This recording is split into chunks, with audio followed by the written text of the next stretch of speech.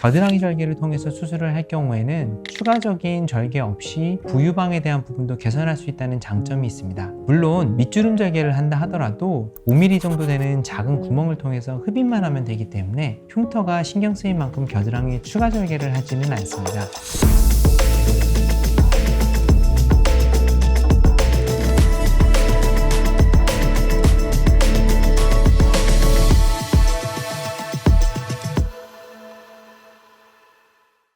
안녕하세요.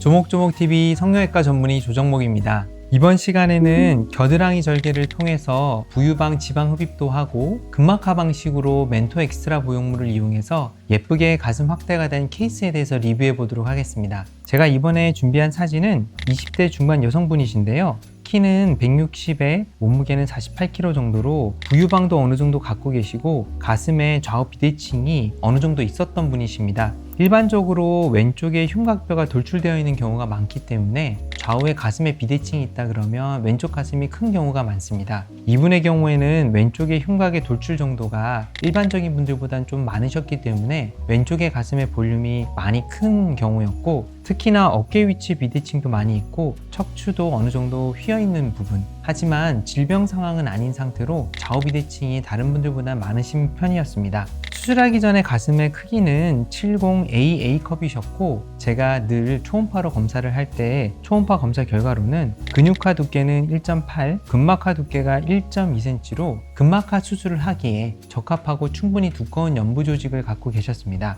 피부의 두께 같은 경우에도 많이 얇지 않으신 편이었기 때문에 만약에 여기서 체중이 어느 정도 빠진다 하더라도 리플링 증상이 밖으로 보이거나 보형물이 많이 만져지는 이물감이 많이 느껴지진 않을 거라고 판단을 했습니다. 환자분의 경우에는 부유방에 대한 고민도 있으셨습니다.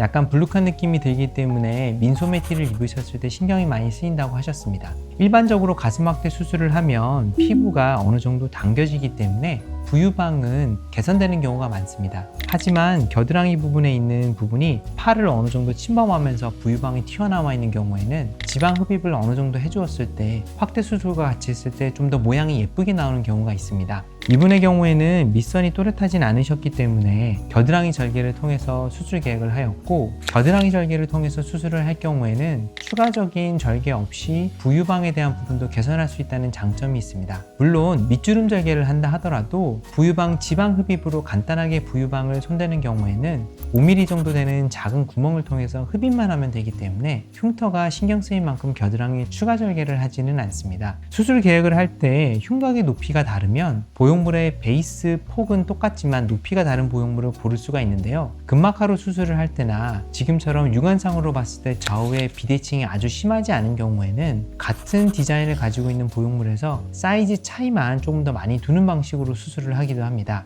이번에 저희 수술 계획에서는 멘토 엑스트라를 이용해서 수술을 할 때 자연스러운 높이를 가지고 있는 모더레이트 플러스 보형물을 선택하였고, 오른쪽 가슴에는 325cc 그리고 이 밑에 있는 295cc가 아닌 한 단계 더 작은 270cc로 왼쪽 가슴에 보형물 수술 계획을 세웠습니다. 환자분 같은 경우에는 어깨 위치 비대칭도 있고 밑선 위치에 비대칭도 있는데 가슴의 중심선과 흉곽의 중심선에도 틀어짐이 있었기 때문에 그런 부분들까지 모두 고려를 해서 가슴골 안쪽 박리를 어떻게 할지에 대해서 구체적인 계획도 세웠습니다.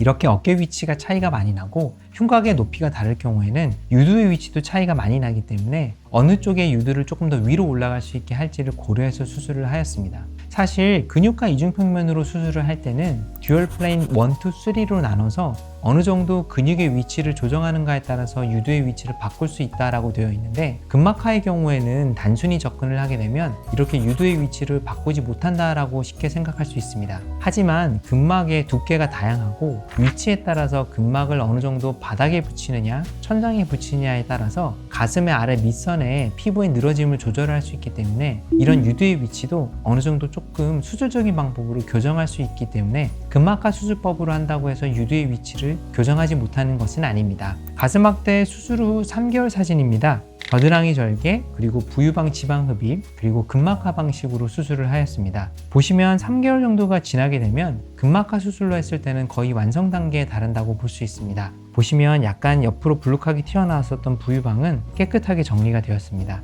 어깨 위치 비대칭은 수술 후에도 개선이 되지는 않습니다. 하지만 아래쪽에 있는 밑선의 위치도 어느 정도 대칭적이 되게 맞췄고 유두의 위치도 정확하게 보여드릴 수는 없지만 어느 정도 높이가 맞을 수 있도록 수술 결과가 나왔습니다. 보시면 어느 정도 좌우에 축이 틀어져 있었던 가슴의 중심선도 흉골의 중심선에 맞춰서 수술이 잘 되었고 넓은 가슴골의 간격도 아주 예쁘게 좁혀진 것을 볼 수 있습니다. 근막하 수술을 할 때의 장점은 브라를 착용해서 가슴을 단단하게 모으지 않아도 가슴골을 가깝게 수술할 수 있다는 장점이 있습니다. 물론 브라를 입었을 때 가슴골이 충분히 잘 모인다면 그걸로 충분하지만 이왕이면 브라를 단단하게 착용하지 않아도 가슴골이 너무 벌어져 보이지 않게 하는 것은 저는 좋다고 생각을 하는데요. 정도에 맞춰서 가슴골이 너무 가깝지 않도록 수술하는 것도 굉장히 중요한 요소인데 환자분의 흉곽의 폭, 가슴방의 너비, 그리고 가슴골 아래쪽에 있는 넓은 영역에 대한 비율을 고려해서 적정하고 예쁜 형태로 가슴 수술을 해드리고 있습니다. 근막하의 두께가 두껍고 연부 조직의 두께가 두꺼웠기 때문에 위쪽의 경계는 생각보다 많이 보이지는 않습니다. 그리고 사용한 보형물 자체가 높이가 많이 높지 않은 모더레이트 플러스 보형물이기 때문에 윗가슴의 경계가 근막하로 수술을 한다고 해서 많이 보이는 것은 아닙니다.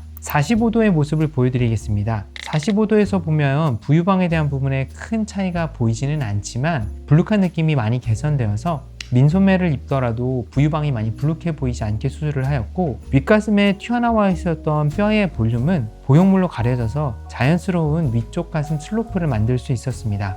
아래쪽 가슴의 밑선도 자연스러운 모습으로 맞추었는데요. 이렇게 정면으로 섰을 때 밑주름이 또렷하게 접히지 않는다면 수술 후에도 가슴의 밑주름이 또렷하게 형성되진 않기 때문에 미혼 여성분들 중에서 이렇게 밑주름이 또렷하지 않으신 분들에게는 겨드랑이 절개 수술을 조금 더 적극적으로 추천해드리고 있습니다. 옆모습을 보게 되면 윗가슴의 꺼진 부분들이 자연스럽게 개선이 된 것을 볼 수 있는데요. 사용한 보형물의 높이가 너무 높게 되면 이런 윗가슴의 볼록함이 심할 수 있지만 모더레이트 플러스 보형물을 이용하고 피부의 탄성이 충분하면서 근막하의 두께가 충분하다면 연부 조직의 두께를 통해서 자연스러운 유유 가슴으로 만들 수가 있습니다. 아래쪽의 피부도 적절하게 잘 확대가 되었는데요. 근육의 붓기라든지 아니면 근육으로 인한 회복 과정이 불필요하기 때문에 근막하로 수술했을 때는 조금 더 빨리 가슴의 결과가 나오는 편입니다. 반대쪽 45도를 보겠습니다. 왼쪽 가슴의 경우에는 볼륨이 많았기 때문에 특히 뼈가 튀어나온 부분이 있었는데요.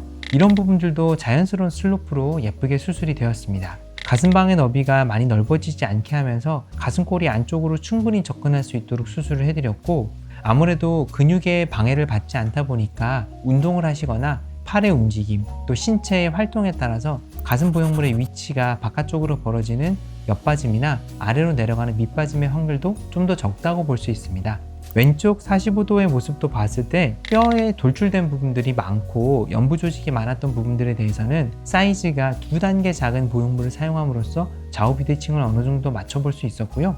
아래쪽으로 자연스럽게 피부가 펴질 수 있도록 아래쪽 부분에 있는 가슴 부분에 있는 근막을 어느 정도 잘 확장이 될 수 있도록 수술을 함으로써 약간 떨어져 있었던 유두의 위치도 오른쪽과 비슷하게 될 수 있도록 조정을 해드렸습니다. 수술 후 4개월 차 셀카 사진인데요. 보시면 위쪽의 경계가 그렇게 많이 도드라지지 않으면서 보형물을 안쪽으로 가슴을 잘 모아줄 수 있는 브라를 입으실 경우에는 I자 모양으로 예쁜 가슴골 모양을 볼 수가 있습니다. 수술하기 전 사진과 수술 후 4개월째 사진, 비슷한 각도와 비슷한 형태의 브라를 입고 찍으신 사진이 있어서 비교 목적으로 한번 가져와 보았습니다. 보시면 부유방의 불룩한 부분들도 많이 개선이 되었고 약간 넓어 보였었던 가슴골도 예쁜 선 모양으로 되어 있는 가슴골 모양을 볼 수가 있습니다.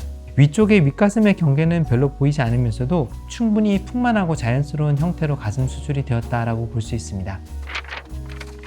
이번 시간에는 겨드랑이 절개를 통해서 부유방도 개선하고 근막하 방식으로 멘토 엑스트라 보형물을 활용해서 부드럽고 자연스러우면서 가슴골이 잘 모아지는 가슴으로 수술한 케이스를 리뷰해 보았습니다. 이번 수술 케이스에 대해서 추가적으로 궁금하신 사안이 있으면 아래 댓글창에 댓글을 남겨주세요. 제가 꼼꼼하게 하나하나 잘 읽어보고 조목조목 답변을 드리도록 하겠습니다.